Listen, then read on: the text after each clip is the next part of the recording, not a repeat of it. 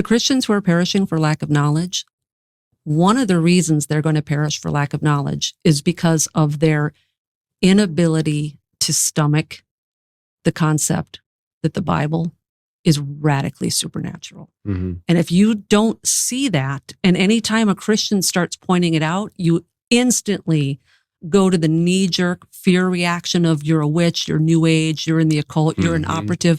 If you can't grasp the supernatural nature of God and the things that he was doing all over the Old Testament and today, you're going to be afraid of God rather than seeing the glory in it. That's when you said that, that's exactly what I was thinking. Like, if you're afraid of the supernatural aspect of God, it probably inhibits your ability to draw near to him to a certain extent. Absolutely. Absolutely. And I know personally that's an area where I'm often misunderstood. The reason I delve into some of this stuff, like, okay, he parted the Red Sea. I believe it. Mm-hmm. But how? What in the quantum realm, what was going on? Because we can talk as Christians in very generic terms about the insurpassable power of God.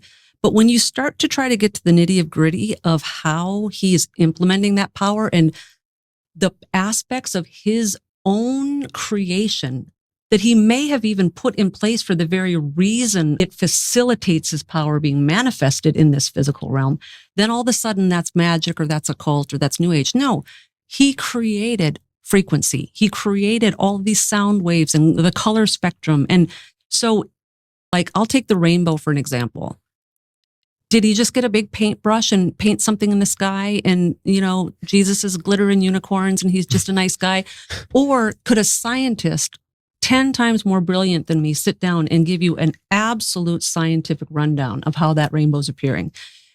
Just because science can explain it doesn't mean we're taking away from the fact that that was a seal of a covenant. It was something very spiritual. It was an interaction. It was a theophany, if you will. God came down in some sense and made a covenant with mankind. And so we don't all love God the same way. Some people, they feel the closest to him when they're in church and there's a whole bunch of music playing at loud volumes and they just get overcome with emotion and the tears roll down.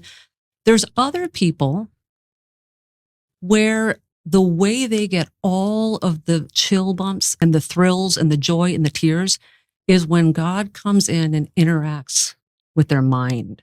And when they can see the power of God that way, it is mind-blowingly emotional.